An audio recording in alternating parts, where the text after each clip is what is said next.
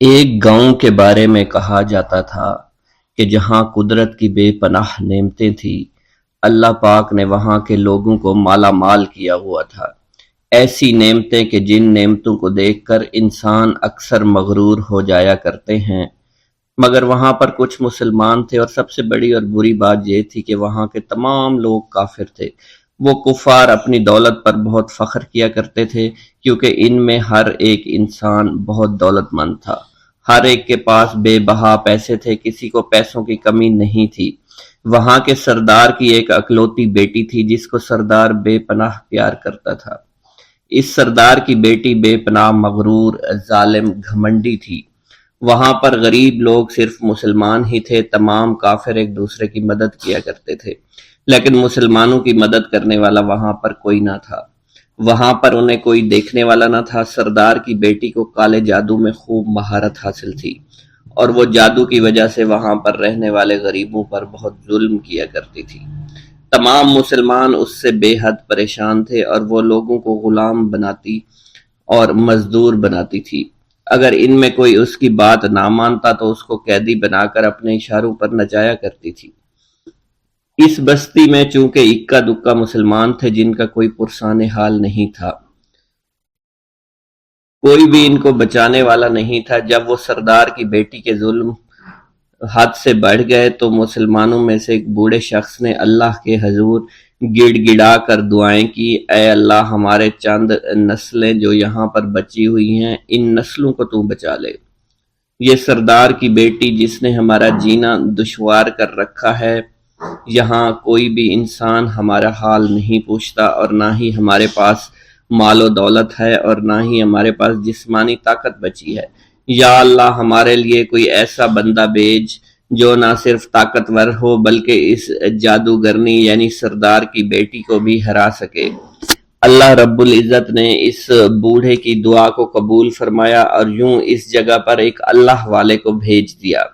اور وہ اللہ والے ایسے ہی بستی میں داخل نہیں ہوئے، بلکہ ایک دن کچھ عجیب واقعہ ہوا۔ ان کافروں کا سردار جنگل میں سیر سپاٹے کرتے ہوئے نکلا تھا۔ بڑی شان سے چلتا ہوا وہ سفر کر رہا تھا۔ اچانک ایک زہریلا سانپ اس کے سامنے آیا۔ اس زہریلے سانپ نے بادشاہ کو ڈس لیا، اور وہ بے ہوش ہو کر زمین پر گر پڑا اور تڑپنے لگا۔ اس کے جو ساتھی تھے انہوں نے جب اپنے سردار کو یوں تڑپتا ہوا دیکھا اور سردار کی غیر حالت دیکھی تو کہ جسے ایک زہریلے سانپ نے کاٹ لیا ہے، تو وہ فوراً اسے اٹھا کر گھر لے آئے تاکہ اسے بچانے کے لیے کچھ کیا جا سکے۔ اس لڑکی نے اپنے باپ کی جب یہ حالت دیکھی تو اپنے آس پاس کے بڑے بڑے حکیموں کو بلایا، لیکن عجیب بات یہ تھی کہ لاکھ کوشش کے باوجود زہر نکالنے میں سارے ناکام ہو رہے تھے، اور زہر تیزی کے ساتھ اس کے جسم میں پھیلتا چلا جا رہا تھا۔ لیکن اسی وقت وہاں ایک درویش کی آمد ہوئی، ایک اللہ والے آئے، ان اللہ پاک نے اس مقصد کے تحت وہاں بھیجا تھا۔ اس اللہ کے ولی نے سردار کے گھر پر پہنچ کر دروازے کو کھٹکھٹایا۔ نوکروں نے پوچھا کون ہو، کس سے ملنا ہے؟ اس نے کہا میں نے سنا ہے کہ یہاں کے سردار کو سانپ نے ڈس لیا ہے۔ نوکر کہنے لگے کہ تمہیں کیسے پتا چلا کہ یہاں کے سردار کو سانپ نے ڈس لیا ہے؟ تم تو ہمیں اجنبی لگتے ہو، ہم نے تمہیں آج تک یہاں نہیں دیکھا ہے۔ اس نے کہا میں مسافر ہوں، اور مجھے خبر ملی ہے کہ یہاں کے سردار کو ایک زہریلے سانپ نے ڈس لیا ہے، اور کوئی بھی اس کا علاج نہیں کر پا رہا۔ نوکروں نے کہا تم کون ہو؟ اللہ والے نے کہا میں حکیم ہوں، اور میں ان کے علاج کی غرض سے یہاں آیا ہوں۔ وہ نوکر اللہ والے کی حالت دیکھ کر ہنسنے لگے، کیونکہ آپ نے پھٹے پرانے کپڑے پہن رکھے تھے اور دیکھنے سے بہت غریب معلوم ہوتے تھے۔ وہ نوکر کہنے لگے کہ اتنے بڑے سردار کا علاج کرو گے؟ ارے یہاں تو اس کے پاس بڑے بڑے حکیم بلائے گئے ہیں، ہمارے سردار کے پاس پیسوں کی کوئی کمی نہیں ہے، اور وہ تم جیسے غریب سے بھلا کیوں علاج کروائیں گے؟ درویش نے کہا اگر تم چاہتے ہو تمہارے سردار کی جان بچ جائے پھر مجھے اندر جانے دو۔ غلام کہنے لگا ٹھیک ہے، ہم اندر جا کر اجازت لے کر آتے ہیں۔ نوکر اندر گئے، سردار کی بیٹی سے کہا ایک غریب آیا ہے، کپڑوں سے فقیر معلوم ہوتا ہے، لیکن کہتا ہے میں سردار کا علاج کر سکتا ہوں، اور میں سردار کا علاج کروں گا۔ جو زہر تیزی کے ساتھ جسم میں پھیل رہا ہے میں اس کو باہر نکال پھینک کروں گا۔ اس کی بیٹی کہنے لگی ٹھیک ہے بلا لو۔ جب وہ اللہ والے اس کے گھر کے اندر گئے تو دیکھا سردار تڑپ رہا تھا، ٹانگ کو بار بار بستر پر پٹخ رہا تھا۔ اللہ والے نے اس کے پیر کی طرف دیکھا جہاں سانپ نے اس کو کاٹا تھا، اسی جگہ اللہ والے نے تھوک دیا، فوراً وہاں سے بھاگ گئے۔ اس کے سارے سپاہی اس کی بیٹی دیکھ کر حیران رہ گئے کہ یہ بھلا کون سا دیوانہ ہے، کمرے میں آیا، علاج کی بجائے اسی جگہ پر تھوک دیا جہاں صرف کاٹا تھا، اور بھاگ بھی گیا۔ اس کو کوئی گرفتار نہیں کر سکا۔ سردار کی بیٹی غصے میں تل ملا اٹھی کہ اس نے جو گستاخی کی ہے اس کی کوئی بات نہیں، تھوک کو میں صاف کروا دوں گی، مگر اس کو تو میں ابھی گرفتار کرواتی ہوں۔ اور اس نے اپنے سردار کے ایک نوکر سے کہا کہ اس تھوک کو صاف کرو۔ اس نوکر نے تھوک کو صاف کرنے کی بجائے اس کو اچھی طرح سے ٹانگ پر مل دیا۔ لڑکی نے کہا کیا کر رہے ہو؟ اس فقیر نے میرے باپ کی ٹانگ پر تھوک دیا، اب اس تھوک کو تم مل رہے ہو؟ حکیم نے اپنے ہاتھ کے اشارے سے سردار کے بیٹے کو روک دیا۔ جیسے اس تھوک کو سردار کی ٹانگ پر ملا گیا، فوراً سارا زہر ختم ہو گیا۔ جو ٹانگ کٹنے کے قابل تھی وہ ٹانگ بالکل ٹھیک ہو چکی تھی، جو نیلی پڑ چکی تھی اب اصلی حالت میں آہستہ آہستہ واپس آ رہی تھی۔ اور جب وہ قبیلے کا سردار بالکل ٹھیک ہو گیا، ہوش میں آ گیا تو حیران رہ گیا۔ اسے بتایا کہ فقیر بابا کے تھوک کی وجہ سے آپ ٹھیک ہوئے ہیں۔ اس نے کہا وہ بزرگ تو ہمارے لیے مسیحا ہے، تم لوگوں نے انہیں جانے کیوں دیا؟ انہیں میرے پاس لے کر آؤ، انہوں نے ہم پر بہت بڑا احسان کیا ہے، ہم اس کے احسان کا بدلہ ضرور چکائیں گے۔ اس کی بیٹی جو خاموشی سے باپ کو دیکھ رہی تھی، اس نے کچھ بھی نہ کہا۔ گاؤں کے سردار کے کہنے پر سارے سپاہی اللہ والے کو ڈھونڈنے کے لیے نکل گئے۔ وہ چاروں طرف پھیل گئے لیکن کہیں بھی اللہ والے کا پتہ نہیں چل رہا تھا۔ پھر جب سپاہی تلاش کرتے کرتے جنگل میں داخل ہوئے، وہاں ایک درخت کے نیچے ایک آدمی کو عبادت کرتے ہوئے دیکھا۔ وہ غور سے اس کو دیکھ رہے تھے اور کہہ رہے تھے یہ کس طرح کی عبادت کر رہے ہیں؟ ہم لوگ تو اپنے بتوں کے آگے ہاتھ جوڑتے ہیں، یہ نہ جانے کس کو سجدہ کر رہے ہیں۔ خیر، عبادت کے فوراً بعد اللہ والے کو پکڑ لیا، گاؤں کے سردار کے سامنے پیش کیا۔ وہ کہنے لگا آپ کون ہیں اور کہاں سے آئے ہیں؟ سب سے پہلے تو میں گستاخی کی معافی چاہتا ہوں، میرے لوگوں نے آپ کے ساتھ بڑی بدتمیزی کی، لیکن آپ کی وجہ سے آج میں زندہ ہوں۔ ہم گناہ گاروں کی وجہ سے آپ جیسے لوگوں کو بہت تکلیف ہوئی ہے، اس لیے میں معذرت چاہتا ہوں۔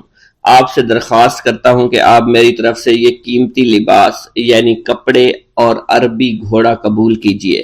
اللہ والوں نے اس کی طرف مسکرا کر دیکھا اور کہا یہ گھوڑا، یہ لباس بہت قیمتی ہے، مگر یہ لباس پہن کر اس گھوڑے کے لیے گھاس کاٹوں گا تو کیا اچھا لگوں گا؟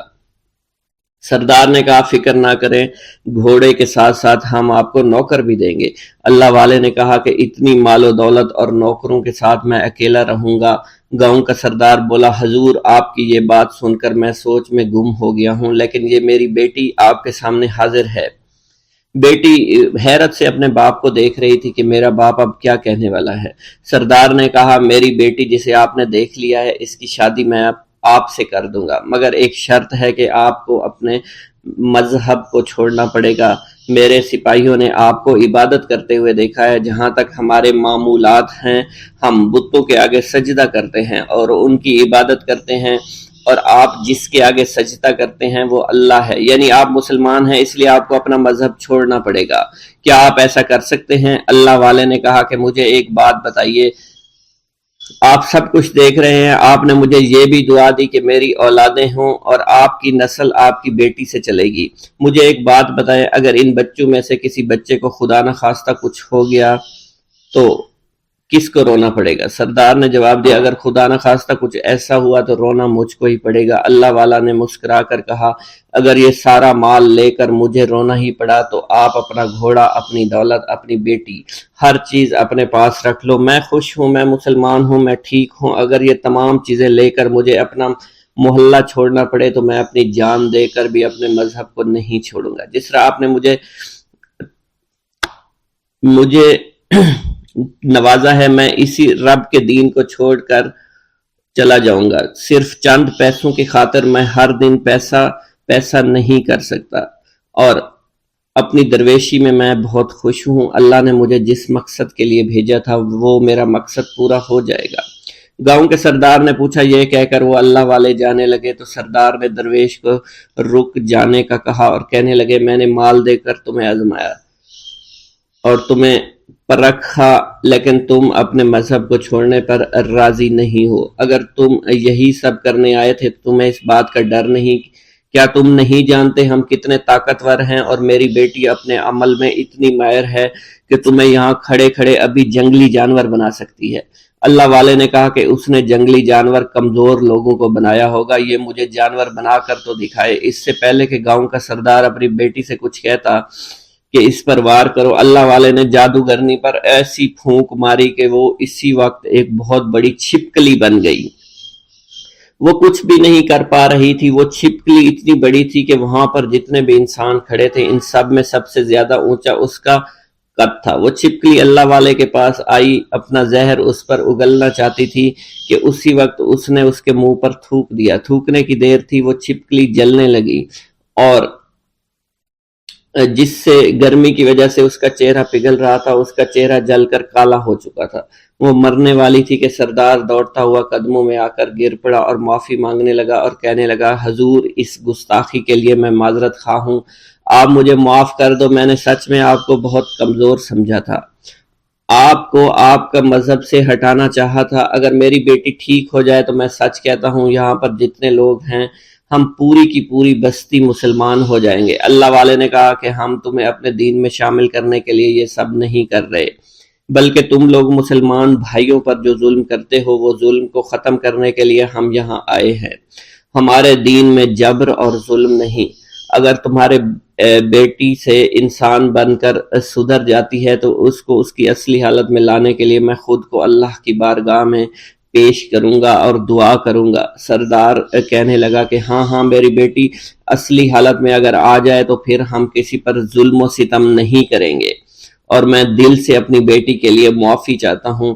آج سے یہ کوئی بھی جادو ٹونا اور مسلمانوں کو تنگ نہیں کرے گی، اور نہ ہی کسی مسلمان پر یہ ظلم اور جبر کرے گی۔ بس آپ اسے دوبارہ سے انسان بنا دے۔ اللہ والا نے چھپکلی پر دوبارہ سے پھونک ماری تو پھر سے انسان بن گئی، اور اللہ والے کے قدموں سے وہ لپٹ گئی، کہنے لگی، مجھے معاف کر دیجئے، مجھے معاف کر دیجئے، میں نے اپنے آپ کو بہت طاقتور سمجھا۔ اس لڑکی کا آدھا چہرہ جل چکا تھا اور کالا ہو چکا تھا۔ وہ کہنے لگی کہ آج اپنے باپ کے ساتھ میں آپ کے دست مبارک پر مسلمان ہونا چاہتی ہوں۔ میں وعدہ کرتی ہوں کہ آج سے اس بستی پر کوئی بھی کافر کسی مسلمان کے ساتھ بدتمیزی نہیں کرے گا، زیادتی نہیں کرے گا، ظلم اور جبر نہیں کرے گا، بلکہ ہم سب یہاں مل جل کر رہیں گے اور بھائی چارے کے ساتھ رہیں گے۔ ہم سب مسلمان ہو جائیں گے، اور پھر یوں اللہ والے کے ہاتھوں پوری بستی کا سردار اور اس کی بیٹی نے اسلام قبول کر لیا، اور سردار نے اللہ والے سے اپنی بیٹی کا نکاح کر دیا، اور پھر اس بستی میں ہمیشہ کے لیے امن و امان قائم ہو گیا۔